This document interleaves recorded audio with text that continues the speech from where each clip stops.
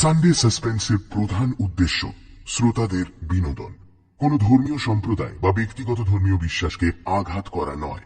আমরা আশা করব সানডে সাসপেন্সের শ্রোতারা নিছক গল্প শোনার আনন্দেই এই গল্পটি গ্রহণ করবেন।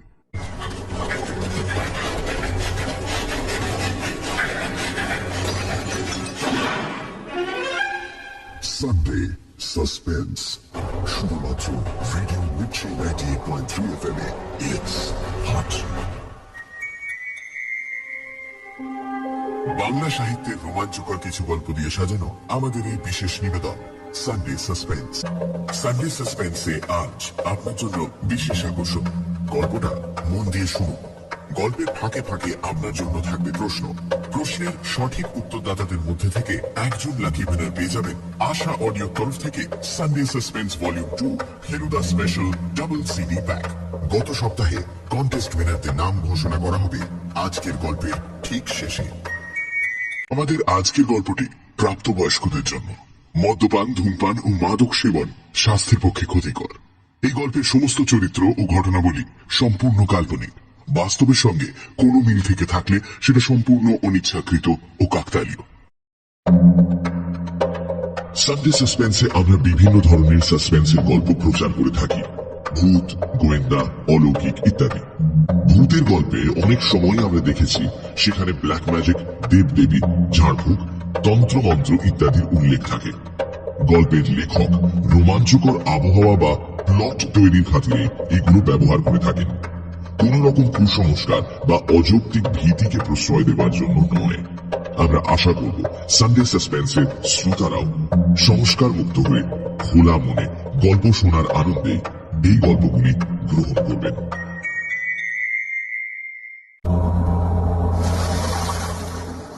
বুড়ো মাঝিটাকে তাড়া লাগানো বৃথা জেনেই অনিমেষ বহুক্ষণ চুপ করেছিল।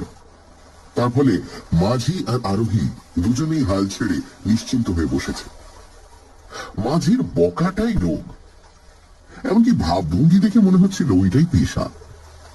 ওর বউ কতদিন মরেছে, ছেলের বিয়ে দিয়ে কি ভুল করেছে, জামাই কেন মেয়েকে নেয় না, ছোট জামাইটা জুয়ারি, ছেলেটা নেশা করতে পেলে আর কিছু চায় না, খুব ছেলে বয়সে একবার কলকাতা গিয়েছিল কিন্তু অত হট্টগোলে মাথা ঠিক থাকে না বলে পালিয়ে আসতে পথ পায়নি, আবার একবার যাবে মা কালীকে দর্শন করতে, ইত্যাদি ইত্যাদি তথ্য পরিবেশন করবার ফাঁকে ফাঁকে কেবলমাত্র দম নেবার প্রয়োজনে যখন থামে তখনই শুধু দাঁড় পাইবার কথা মনে পড়ে ওর।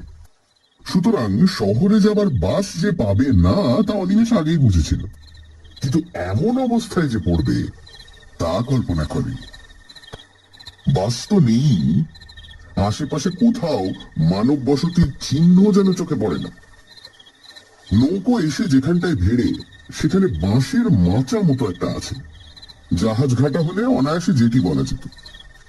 সেই মাচাতে নেমে অসহায়ভাবে অনিমেষ একবার চারিদিকে তাকিয়ে দেখল। নিচে ময়ূরাক্ষীর কালো জল নিঃশব্দে বয়ে যাচ্ছে। তার স্রোতের গতি থাকলেও তবু একটু প্রাণ স্পন্দন বোঝা যেত। এত মন্থর তার স্রোত, এত নিস্তরঙ্গ যে যেন মনে হচ্ছে সমস্ত জলটা যেন জমাট বেঁধে স্তব্ধ হয়ে গেছে। ওপারে ভগীরথপুর গ্রাম, বেশ সম্পন্ন গ্রাম, তা সে জানে। বহু লোকের বাস, অনেক পাকা বাড়ি, স্কুল, ডাকঘর আছে, কিন্তু এখান থেকে তার কিছুই দেখা যায় না। ঘাট থেকে উঠে যে রাস্তাটা গ্রামের দিকে গিয়েছে তার সাদা বালির আভাস নিবিড় বনের অন্ধকারে মিশে গেছে একটুখানি গিয়েই।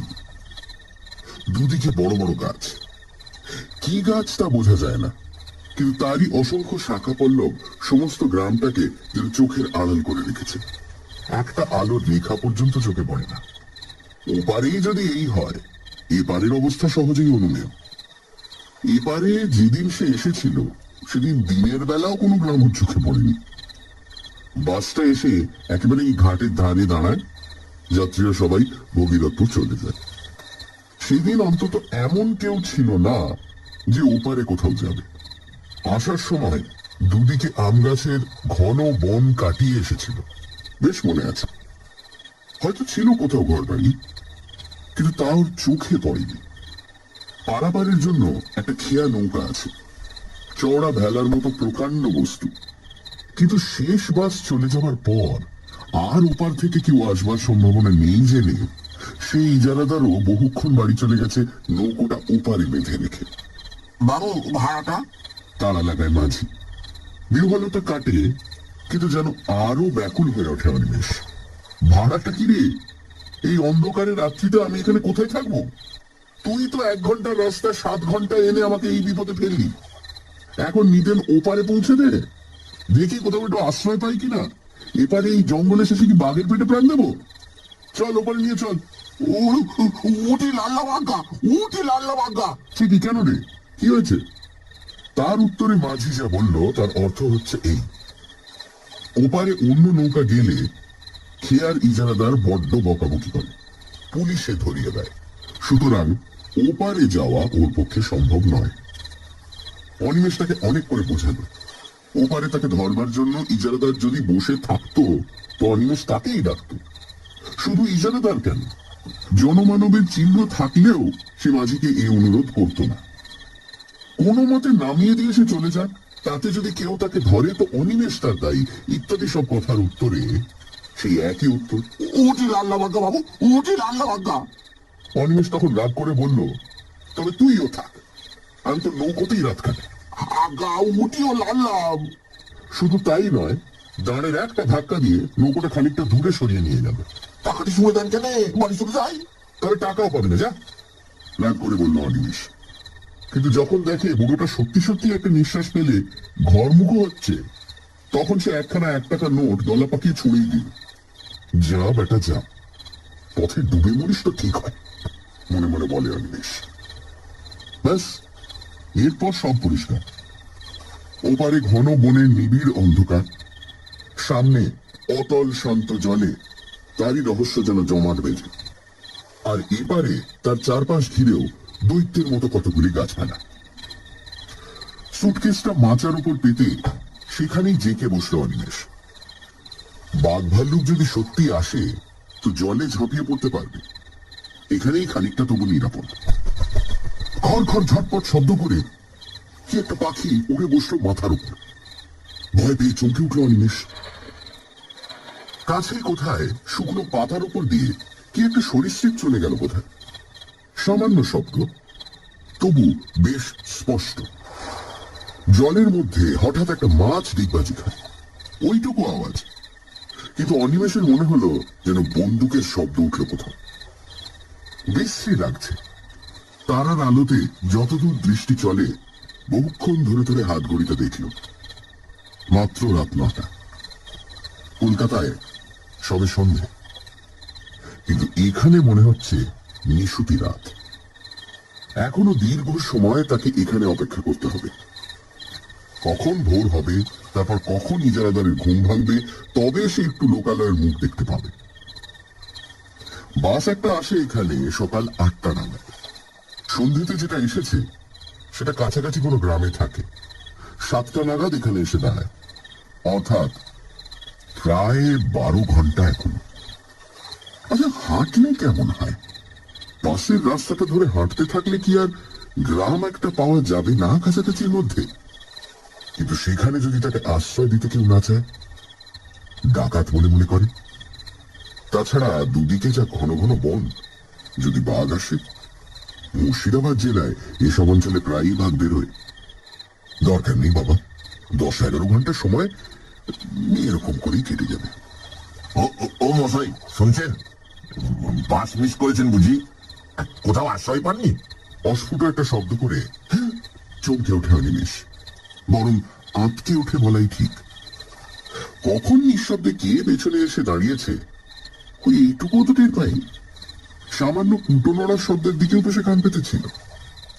কয়েক মুহূর্ত যেন ভয়ে আড়ষ্ট হয়ে থেকে ঘাড় ফেরাতেও সাহস হল না। কথাগুলো যে বলেছে সে একেবারে ওর পেছনেই এসে দাঁড়িয়েছে, অত্যন্ত দ্রুত, যেন একটা কথা শেষ হবার আগেই আর একটা কথা শুরু হয়েছে। এইভাবে পরপর 3টি প্রশ্ন করে আগন্তুকটিও চুপ করে দাঁড়িয়ে নিঃশ্বাস ফেলছে। অবশেষে প্রায় মরিয়া হয়েই অনিমেষ ফিরে তাকায়। রোগা কালো গোছের একটি মানুষ, খুব বেটে নয়, তাই বলে ঢ্যাঙাও বলা চলবে না। উস্কো খুস্কো একমাত্র চুল ও ঘন দাড়ি গোপ। ঘন দাড়ি কিন্তু আবক্ষ বিস্তৃত নয়, মধ্যে মধ্যে কামানো বা ছাটা হয় এমন দাড়ি, খোঁচা খোঁচা, একখানা খাটো আধময়লা কাপড় পরনে, কোচার খুঁট গায়ে জড়ানো, মোটা ভুরুর আড়ালে কোটরগত চক্ষু, তীক্ষ্ণ দৃষ্টি, নিঃশব্দে শুধুমাত্র চাউনির দ্বারাই যেন অনিমেষের সমস্ত ইতিহাস আয়ত্ত করবার চেষ্টা করছে। বলছিলাম যে আপনি বোধহয় কোথাও আশ্রয় পাচ্ছেন না, না? তাহলে বরং চলুন না হয় আমার কুটিরেই কোনো মতে রাতটা কাটিয়ে দেবেন। হায় রে, কপাল কুণ্ডলারা শুধু উপন্যাসেই দেখা যায়। যাকে নবকুমারের অদৃষ্টতা নয় তা তো বোঝাই যাচ্ছে। তাই বলে কি ওর চেয়ে ভদ্র চেহারার কেউ জুটতে নেই? এই লোকটাকে দেখেই যেন পাগল বলে মনে হয়। শেষ পর্যন্ত এর আশ্রয়ে গিয়ে কি আরো বিপদে পড়বে নাকি? কি বলেন, যাবেন নাকি? আপনি এখানে মানে আমতা আমতা করে অনিমেষ। আমার এখানেই একটা ঘর আছে, এই যে। লোকটা আঙুল দিয়ে দেখায়। সত্যি তো, এই তো, বলতে গেলে তার সামনেই পাড়ের উপর একখানা খড়ের ঘর। ও অঞ্চলে যেমন হয় তেমনি। আশ্চর্য, এতক্ষণ তার চোখে কি হয়েছিল? লোকটি বোধ হয় তার মনের ভাব বুঝেই হেসে বলল, ঘরে আলো ছিল না কিনা তাই অন্ধকারে টের পাননি। আমিও বাড়ি ছিলাম না, নদীর ধার দিয়ে দিয়ে একটু বেড়াতে গিয়েছিলাম। অন্ধকারে একা একা বেড়াতে আমার বেশ লাগে। এখানে বাঘের ভয় নেই? আছে বই কি, তবে আমার অত ভয় নেই। মরবার ভয় করি না, করে লাভই বা কি বলুন, মরতে তো একদিন হবেই। না, লোকটাকে ঠিক পাগল বলে তো মনে হয় না। চলুন চলুন, ঘরে বসেই কথাবার্তা হবে ক্ষণ। চলুন বলে সুটকেসটা তুলে নেয় অনিমেষ। একখানা নয়, পাশাপাশি দুখানা ছোট ঘর, সামনে এক ফালি দাওয়া। ভেতর দিকে আরো কি আছে তাও নজরে পড়ল না। দাওয়া বেশ ঝকঝকে করে নিকানো, পরিচ্ছন্ন। লোকটি আগে আগে পথ দেখিয়ে নিয়ে গিয়ে ওকে দাওয়াতেই দাঁড় করিয়ে রেখে দোর খুলে ভেতরে ঢুকল। তালা চাবির বালাই নেই, দোর শুধু ভেজানোই ছিল। ঠেলা দিতেই নিঃশব্দে খুলে গেল। ভেতরে ঢুকে আশ্চর্য রকম ক্ষিপ্রতার সঙ্গে একটা আলো জেলে লোকটি বলল, আসুন আসুন, ভেতরে আসুন। সানডে সাসপেন্স, শুধুমাত্র রেডিও মির্চি 98.3 FM-এ। It's hot. গল্পের পরবর্তী অংশ ব্রেকের পর। সানডে সাসপেন্সে আজ গজেন্দ্র কুমার মিত্র লেখা এক রাত্রির অতিথি। অনিমেষ নৌকো করে একটা জায়গায় এসে পৌঁছেছে, ওপারে ভগীরথপুর গ্রাম। কিন্তু জায়গাটি একেবারেই নির্জন। ঘাটের ধারে বাস এসে দাঁড়ায়, কিন্তু সেদিন শেষ বাসও চলে গেছে। মাঝি কোন রকমে অনিমেষকে নামিয়ে দিয়ে চলে গেল। অন্ধকার রাতে অনিমেষ একেবারেই একা। এমন সময় একটি লোক এসে অনিমেষকে আশ্রয় দিতে চাইল। লোকটি বলল, তার মৃত্যু ভয় বা বাঘের ভয় কোনোটাই নেই। লোকটি অনিমেষকে তার বাড়ি নিয়ে এলো। তারপর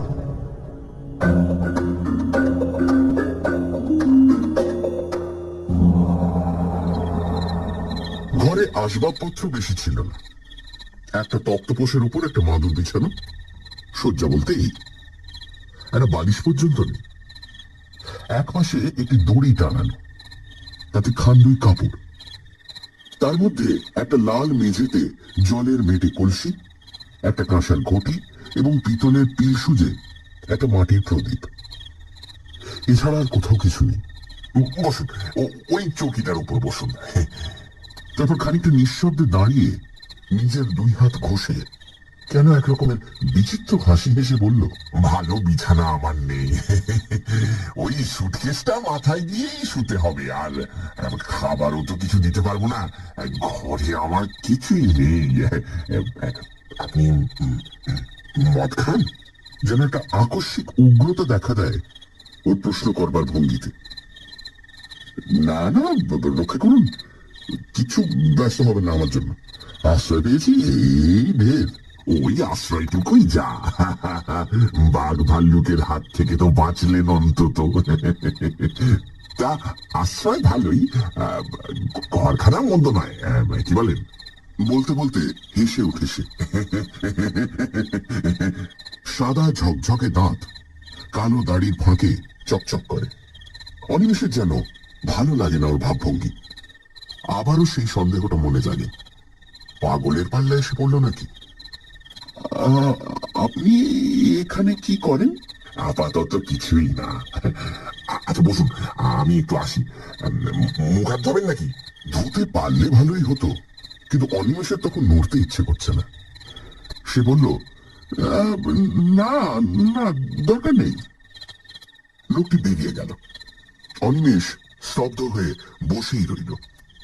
ভালো বোধ হচ্ছে না ওর, কেমন যেন একটা অস্বস্তি হচ্ছে। কি করে লোকটা এখানে? এমন একাই বা থাকে কেন? ঘরে কোনো রকম কিছু খাবার নেই, তো নিজে খায় কি? চোর ডাকাত নয় তো? লোকজনকে ভুলিয়ে এনে শেষে ঈশ্বর বাঁচিয়েছে। ব্যাগে ওর খান কত পুরনো কাপড় জামা ছাড়া আর কিছুই নেই। পকেটেও মাত্র টাকা 6 আছে। কিন্তু একটু পরে সমস্ত দেহ হিম হয়ে ওর মনে পড়ে, এইসব উদ্দেশ্যে যারা নিয়ে আসে ভুলিয়ে, টাকা না পেলে তারা আরো হিংস্র হয়ে ওঠে। তাছাড়া মেরে ফেলে তবে তো দেখবে কি আছে না আছে। ওদের দেশে একবার খুব ডাকাতের উপদ্রব হয়েছিল। তারা একটা লোককে খুন করার পর পেয়েছিল মাত্র একটা আতলা। কখন গৃহস্বামী আবার নিঃশব্দে ওর কাছে এসে দাঁড়িয়েছে অনিমেষ টেরও পায়নি, যদিও খোলা দরজার দিকে চেয়েই বসেছিল সে। আশ্চর্য। লোকটা বলল, বলছি কি, এখনই শুয়ে পড়বেন নাকি? যদি ঘুম পেয়ে থাকে তো আলাদা কথা, নইলে একটু বসি। এই কতদিন লোকের সঙ্গে কথা কইতে পাইনি, বলেন তো দুটো কথা কয়ে বাঁচি আর কি। এখানে তেমন লোকজন তো নেই, আসেও না কেউ।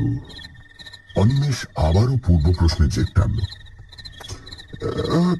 তা এমন জায়গায় আপনি থাকেন বা কেন? সেই হাসি গৃহস্বামীর মুখে, তেমনই নিঃশব্দ হাসি। দাড়ির ফাঁকে শুভ্র দন্তের সেই বিজলি প্রকাশ। ভয় নেই, আমি চোর ডাকাতও নই, পাগলও নই। ঘরে কিছু নেই মানে আমার কিছুর দরকার নেই, থাকারও দরকার হয় না আমার। কেন জানেন? তারপর যেন কতটা অসংলগ্ন ভাবেই বলে ওঠে, আমি আমি সাধক, তান্ত্রিক, সন্ন্যাসী। সন্ন্যাসী? অবিশ্বাসের দৃষ্টিতে চায় অনিমেষ। অপ্রতিভ হয়ে লোকটা বলে, না মানে সন্ন্যাসী মানে ঠিক অভিষিক্ত সন্ন্যাসী নই, তবে সাধক বটে। উবু হয়ে ঘরের মেঝেতেই বসল লোকটা। কিছুক্ষণ মৌনভাবে থেকে বলল, তাহলে আপনাকে বলেই ফেলি সেটা। কাউকে কখনো বলিনি, বলবার সুযোগও পাইনি বিশেষ। এই অঞ্চলেরই লোক আমি, বুঝলেন। ছেলেবেলা থেকেই নানা বইতে তান্ত্রিক সন্ন্যাসীদের অদ্ভুত সব ক্ষমতার কথা পড়ে ওইদিকে মনটা ঝোঁকে। মনে হতো আমিও ওই সব সাধনা করে সিদ্ধ হব, তারপর প্রাণ ভরে পৃথিবীর সব ঐশ্বর্য ভোগ করব। আর আমাকে পাইকে আরে তখন কি আর জানতো যে ভোগের উদ্দেশ্যে সাধনা করতে এলে সিদ্ধি তো দূরের কথা, সমস্তই খোয়াতে হয় একে একে। এই পর্যন্ত বলে লোকটি চুপ করল। এতক্ষণ অনিমেষও অনেকটা সহজ হয়েছে। লোকটির ভাবভঙ্গি আর কথাবার্তায় সত্য কথা বলছে বলেই মনে হয়। দুশ্চিন্তা অনেকখানি কমে গেল ওর। বাড়ি আমার এই অঞ্চলে নয়, বাড়ি সেই 5 ধূপির কাছে। এখানে কেন এলুম? বলছি দাঁড়ান, বলেছি আপনাকে ওই ছেলেবেলা থেকে ওই দিকে ঝোঁক গিয়েছিল, স্কুলের পড়া হলো না, তার বদলে যত সব ওই ধরনের বই পড়তে লাগলো। পড়তে পড়তে বিশ্বাসটা খুব পাকা হয়ে গেল। কিন্তু কিন্তু গুরু কই? দু একটা সন্ন্যাসী যাদের হাতের কাছে পেলুম, দেখলাম সব বাজে, কেউ কিচ্ছু জানে না। অথচ পথ দেখাবে এমন লোক না পেলে এগোবো কি করে? মনটা বড়ই চঞ্চল হয়ে উঠল। খাবার চিন্তা ছিল না, মাথার উপর বাবা, বড় ভাইরা সবাই ছিল, জমি জমা ওই তারাই দেখাশোনা করত। অবশ্য আমি বকুনেও খেয়েছি ঢের, কাজকর্ম কিছু করি না বলে, কিন্তু সেসব গায়ে মাখিনি। তবে যতদিন যেতে লাগলো মনটা ততই ব্যাকুল হয়ে উঠল। শেষমেশ আমার 23-24 বছর বয়সের সময় বাড়ি থেকে সামান্য কিছু টাকা নিয়ে বেরিয়ে পড়লুম। বেশ বুঝেছিলাম ঘরে বসে আর কিছু হবে না। এই তীর্থ তীর্থ করে অনেক দেশই ঘুরলুম, ভালো চাকরি বা ভালো বিয়ে করার অনেক সুযোগও পেয়েছিলাম। জানেন, সংসার বুঝলেন মশাই, মায়ার ফাঁদ পেটে রেখে দেয় সারা জগতে। যাই হোক, সেদিকে মন ছিল না বলে কেউ বাঁধতে পারল না। কিন্তু আসল যা উদ্দেশ্য তাও তো কিছু হলো না। এমনি ভাবে যখন ক্রমশ হতাশ হয়ে উঠেছি, তখন একদিন বাড়ি ফেরার পথে, বলতে গেলে ওই বাড়ির কাছে এসে হঠাৎ একজনকে পেয়ে গেলাম। বক্রেশ্বরের শ্মশানে এক সাধু থাকেন শুনলাম, উলঙ্গ থাকেন শ্মশানে শুয়ে, কেউ খেতে দিলে খান, নইলে এমনি থাকেন। কাঁচা মাংস, পাতা লতা, এমনকি বিষ্ঠা খেতেও তার আপত্তি নেই বোধ হয়, এমনই নিষ্পৃহতে। খোঁজ করে করে গেলুম, প্রথম তো দেখাই পাওয়া যায়, শেষে 3 দিন ধর্ণা দিয়ে পড়ে থাকতে দর্শন পেলুম। বিপুল দেহ, তীক্ষ্ণ দৃষ্টি, পাগলের মতো ভাবভঙ্গি। কিন্তু পাগল নন, না না না না না। একদিন আমার চোখের সামনে দুদিক থেকে দুদল ভক্ত তাকে দর্শন করতে আসতে দেখে আমার চোখের সামনে শিয়ালের দেহ ধরে বনের মধ্যে গিয়ে সে বলেন, কেউ আর খুঁজেই পেল না। বুঝলুম যে এতদিন ধরে যাকে খুঁজছিল, এতদিন পরে তাকে পেয়েছি। অনিমেষের মনেও ততক্ষণে গল্প জমে উঠেছে। লোকটি থামতেই সে বলল, তারপর? লোক তো পেলুম, তাকে ধরি কি করে? কিছুতেই ধরা দেয় না।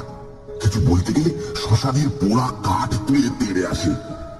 একদিন একদিন খুব কান্নাকাটি করতে সব শুনলে মন দিয়ে, কিন্তু তারপর যা বকুনিটি দিলে, বলে ভালো চাস তুই সব মতলব ছাড়, সাধনা করবি তুই ওই 1.5 কাঁপা নিয়ে, তোর কাজ নয়, বুঝলে, মরবি একেবারে।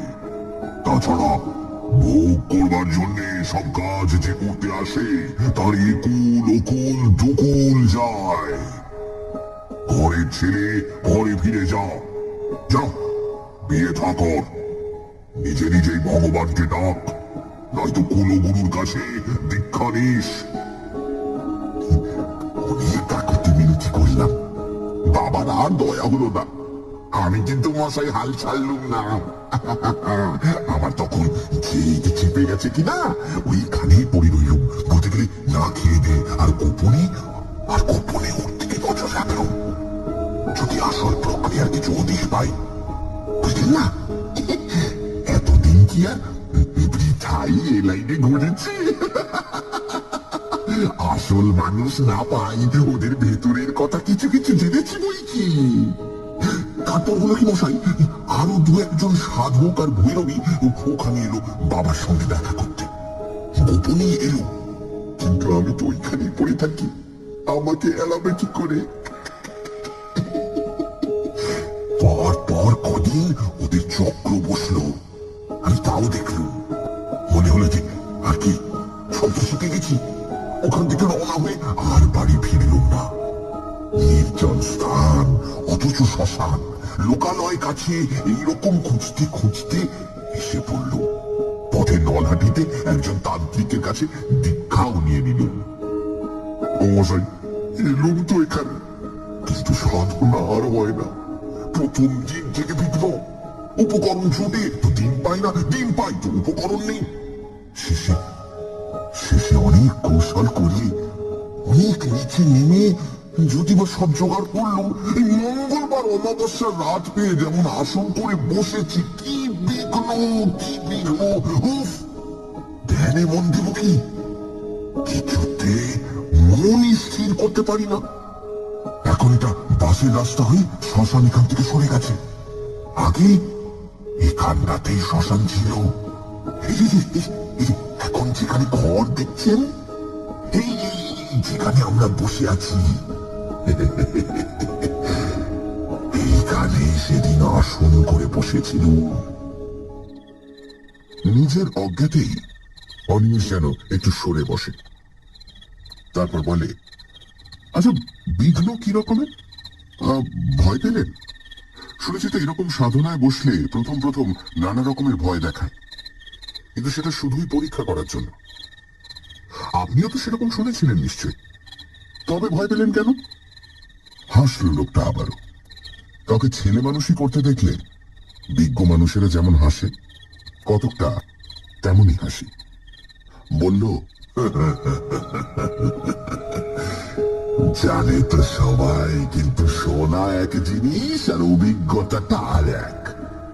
কেমন অভিজ্ঞতা হলে বুঝতেন? শুনলেন? শুনলেন কেমন? মরার বুকের উপর বসেছি আসন করে, মরার খুলিতে করে মদ খাচ্ছি, মনে ভয় ডর কিচ্ছু নেই, এই বিশ্বাস হয়ে গিয়েছিল। কিন্তু সেই লোকেরই বুকের মধ্যে হিম হয়ে গেল সে সব শুনে। না না, তেমন ভয়ানক কিছু নয়। প্রথম শুরু হলো ফিস ফিস কথার শব্দ, খিলখিল হাসি, চাপা হাসি। ক্রমে সেইটাই বাড়তে লাগলো। মনে হলো 10 জন, 20 জন, 100 জন, হাজার হাজার হাজার। আমরা চারপাশে যদি লক্ষ লক্ষ লোকের ফিস ফিস কথানি শব্দ হতে থাকে তো কেমন হয়? আর তার সঙ্গে চাপা এক ধরনের খিলখিল হাসি।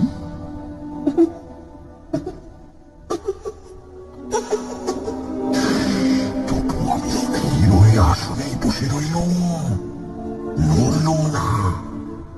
যদিও কাজে আর মন দিতে পারলুম না, এটাও ঠিক। তারপর মশাই স্পষ্ট দেখতে লাগলুম শ্মশানের মাটি ফুঁড়ে ফুঁড়ে যেন মরাগুলো উঠছে।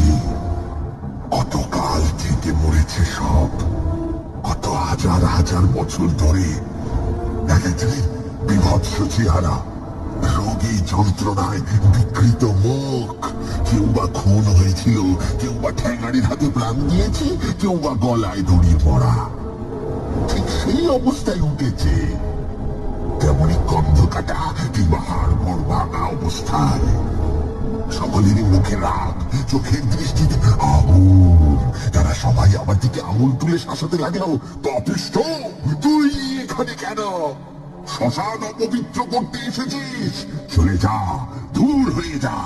জানিস না এখানে আমরা পাহারা দিচ্ছি? মনে পাপ নিয়ে তুই এসেছিস শ্মশান জানাতে? চলে যা, চলে যা। তার মধ্যে একজনের আবার শুধু কঙ্কাল, বোধহয় তাকে পুঁতে রেখেছিল কোথাও মেরে, তারপর তাকে তুলে পোড়াতে হয়েছে। সেটাই সবচেয়ে কাছাকাছি এলো। মুখে সেই এক শব্দ, দূর হ, দূর হ। ভয় পেলুম খুব, তবু এও জানি একবার ভয় পেলেই গেল। চিরকালের মতো প্রাণপণে চেঁচিয়ে উঠলুম, যাব না, যাব না, উঠবো না আমি। ব্যাস, আর যাই কথা। সেই কঙ্কালটা আরো এগিয়ে এসে তার সেই অস্থিময় আঙুল কটা দিয়ে আমার গলাটা চিপে ধরলো। ওহ, সে কি চাপ, সে কি চাপ, যেন মোটা লোহার সারাশি। কত চেষ্টা করলো মুক্ত হবার, কিন্তু সে বজ্র কঠিন মুষ্টি খুলে কার সাধ্য দম বন্ধ হয়ে গেল। বুকে সে এক অসহ্য যন্ত্রণা, মনে হবে যেন দেহের প্রতিটি শিরা ফেটে যাচ্ছে। কলি করতে লাগলো এক ফোঁটা হাওয়ার জন্য। সে হাওয়া চারিদিকেই রয়েছে, তবু এক বিন্দু বুকের মধ্যে দিতে পারলাম না, বরং আরো চেপে বসতে লাগলো সেই সারাশির মতো আঙুলগুলো। তারপর রুদ্ধ নিঃশ্বাসে প্রশ্ন করল অনিমেষ। তারপর আবার সেই হাসি।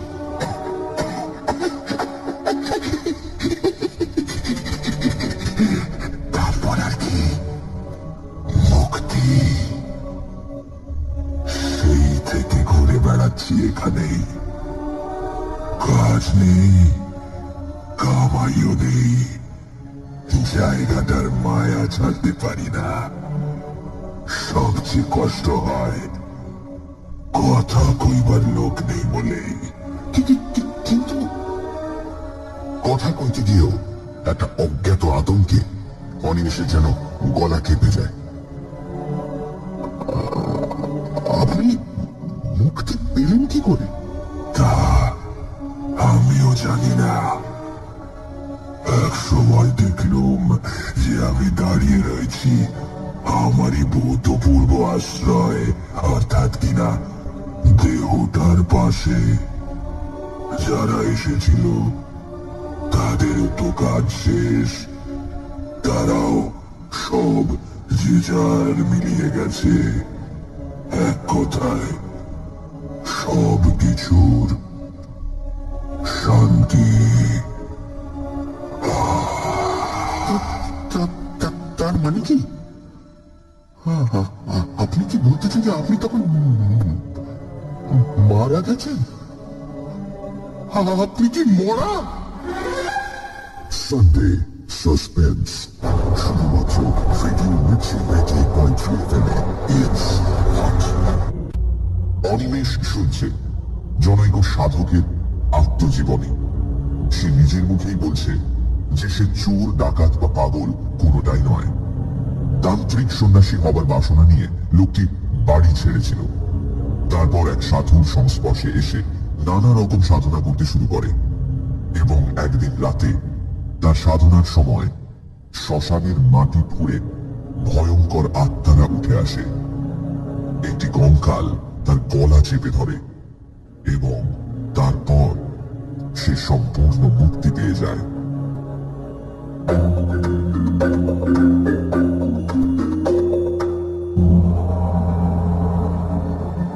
প্রশ্নের শেষ অংশটা আকস্মিক আর্তনাদের মতো চিৎকারে পরিসমাপ্ত হয়।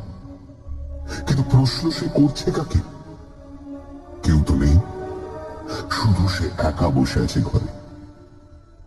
বাকি জিনিসগুলো ঠিক আছে, দিনটা তেমনই চলছে, শুধু উবু হয়ে বসে যে লোকটা কথা বলছিল সে আর নেই। কোথা দিয়ে গেল লোকটা? কখন উঠে গেল তার চোখের সামনে দিয়ে? বারবার এই ব্যাকুল প্রশ্ন ওর মনে উঠতে লাগলো, কিন্তু উত্তর দেবে কে?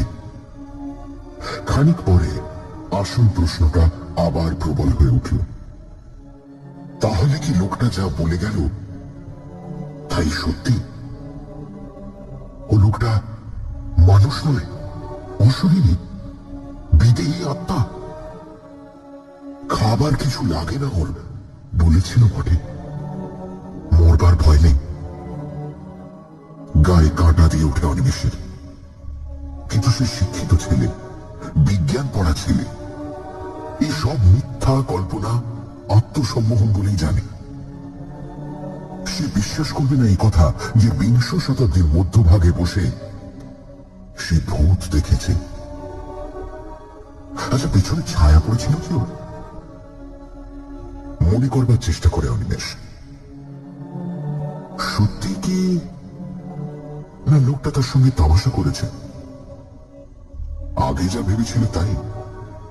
ডাকাত বা ঠ্যাঙাড়ে জাতীয়, ভয় দেখিয়ে গেল, এরপর কাজ হাসিল করা সোজা হবে ভেবে?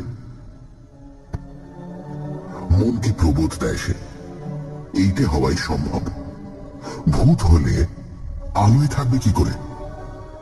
বদমাইশ আরো বেশি ভয় দেখাবার জন্য ম্যাজিকওয়ালাদের মতো চোখে নিমেষে সরে গেছে। দৌড়টা বন্ধ করে দেবে নাকি?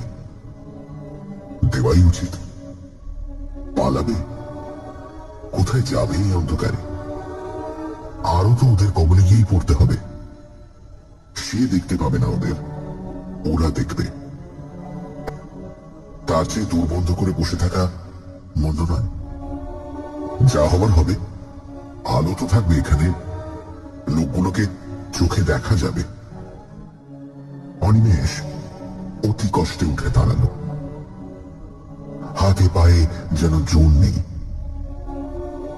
কোনো মতে উঠে গিয়ে সন্তর্পণে দৌড়টা বন্ধ করে দিল। ভাগ্যিস ভেতরে খিল আছে, বেশ মজবুত খিল। দেখে শুনে ভালো করে বন্ধ করলো। যাক, নিশ্চিন্ত। কিন্তু এই কি, হঠাৎ আলো নিভে গেল যে? মুহূর্তের মধ্যে কোন রকম নোটিশ না দিয়ে ঘরটা তার চারপাশ নিশ্চিদ্র অন্ধকারে ভরে গেল। তেল ছিল না, কিন্তু তাহলে তো একটু একটু করে ম্লান হয়ে আসবে। তবে ভয়ে ওর গাটা হিম হয়ে গেল। তবে কি ঘরের মধ্যে কেউ ছিল? এখন ফু দিয়ে নিভিয়ে দিল। সে লোকটা কি হয়তো তক্তপোষে নিচে ঢুকে গিয়েছিল, তখন সেখানেই লুকিয়েছে। তাই সে ওর চলে যাওয়াটা লক্ষ্য করেনি। নিশ্চয়ই তাই। কি সর্বনাশ! এই কি হিতে বিপরীত হলো?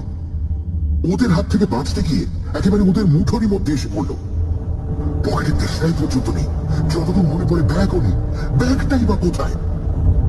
চৌকিটা যে ঠিক কোন দিকে তাও তোর মনে পড়ছে না। উফ, কি বদমাইশ লোকটা!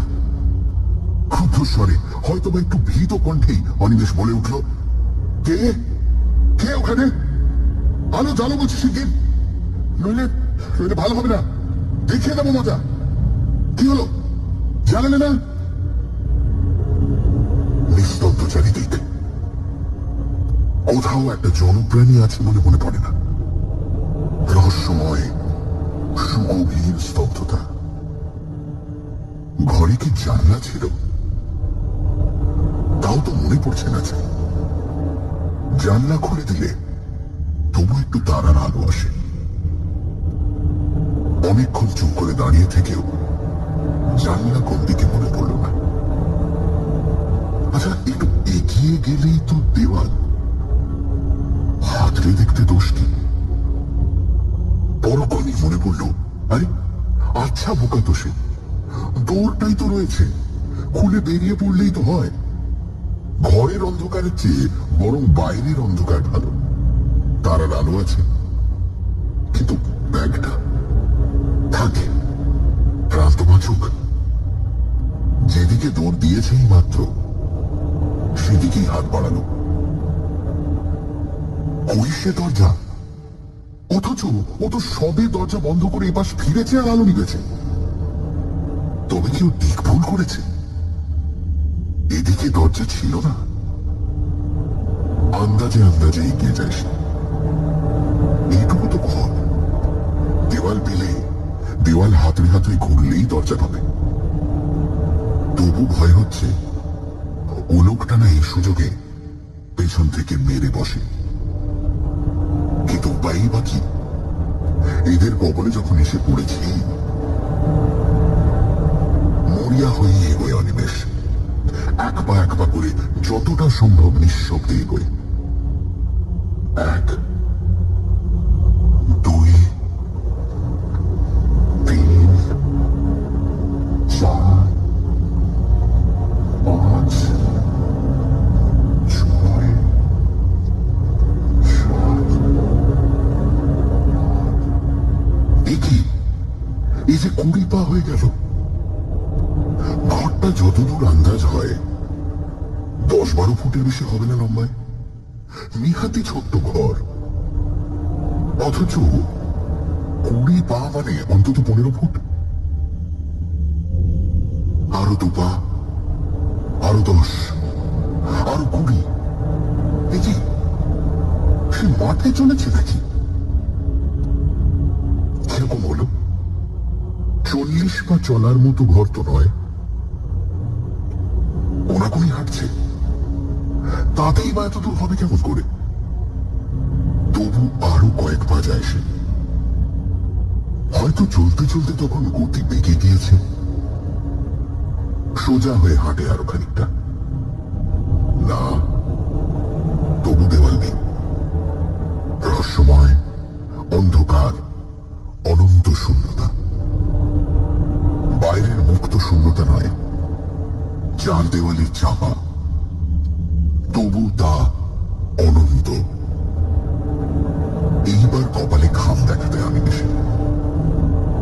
এতক্ষণ ডাকাতের ভয় যা হয়নি, এবার তাই হল।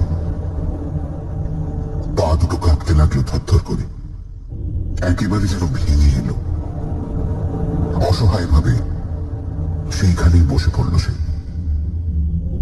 এটার কি হলো? কি চক্রান্ত জড়িয়ে পড়ল সে? তবে কি সে একটা অশরীরী? সত্যি সত্যি সে কি তাহলে কোনো প্রেত জনির মায়াতে এসে পড়েছে? বিহ্বল হয়ে ভাবে অনিমেষ কি করবে, কিন্তু কোনো পথ দেখতে পায় না। ওই যে কারা আসছে না? হ্যাঁ, ওই তো কত লোকের পায়ের আওয়াজ। অন্তত 8-10 জনের কম নয়, কিংবা আরো বেশি। এবারের কাছেই আসছে। ওই তো দাওয়াই উঠল। ও মশাই, শুনছেন? ও মশাই!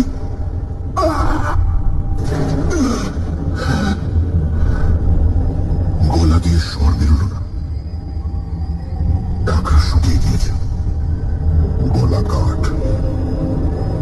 কিন্তু ওরাই যদি সেই ডাকাতের দল হয়, তা হোক, তবু তো তারা মানুষ। ভরসা হলো একটু অনিমেষে।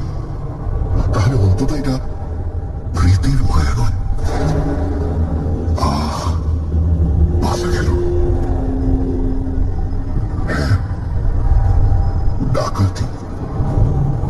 নইলে ওরা অমন ফিস ফিস করে কথা কইবে কেন? বহু লোক যেন পরস্পরের সঙ্গে ফিস ফিস করে কথা বলছে। আরো লোক বাড়ছে, আরো বহু ভাইয়ের সঙ্গে, অসংখ্য, অগণিত ফিস ফিস করে কথা বলা হচ্ছে। এ কি? ওরা কি ঘরে ঢুকছে নাকি? কেমন করে ঢুকলো? ওদের চারি থেকে শব্দগুলো এগিয়ে আসছে। ওই চারপাশে খুব কাছে খিলখিল করে চাপা হাসির শব্দ। অনেকে হাসছে, তবু শব্দটা খুব জোর নয়। মাথা থেকে পা পর্যন্ত বরফ নেমে যায় যেন দিকে মারতে। হাত পায়ে আর কোনো সার থাকে। আতঙ্ক যে এমন জিনিস, তা আগে অনিমেষ কখনো কল্পনাও করে। মস্তিষ্ক শুদ্ধ যেন নিষ্ক্রিয় হয়ে আসছে। চিৎকার করবে, চিৎকার করবে, সাধ্য নেই। পালাবে, পথ কই? কিন্তু কিছু তো একটা করা উচিত। লোকগুলো যেন কি ঘিরে ধরেছে। তাদের নিঃশ্বাস, দূষিত তীব্র উষ্ণ নিঃশ্বাস ও সর্বাঙ্গে। মনে পড়ে গেল লোকটার বর্ণনা। সেও তো এমনই ফিস ফিস শব্দ শুনেছিল, এমনই হাসি। তার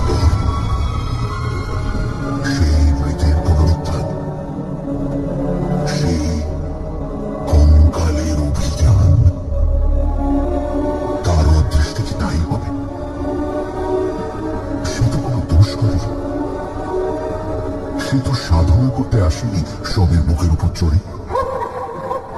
হঠাৎ কে যেন হা হা হা হা করে হেসে উঠল তারই আশপাশে কোথাও।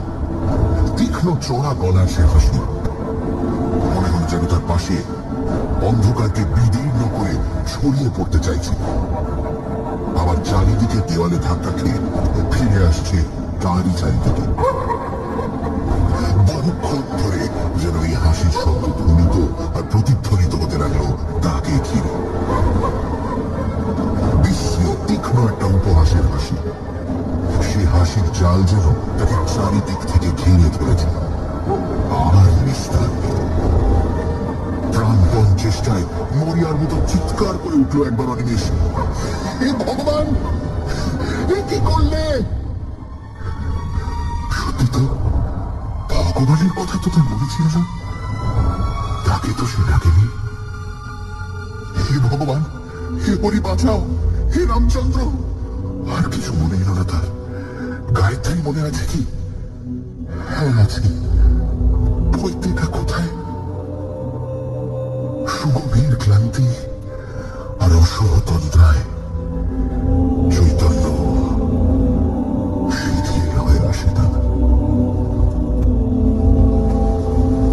ঘুম যখন ভাঙলো অনিমেষে, তখন সকাল হয়নি, কিন্তু ফর্সা হয়েছে একটু।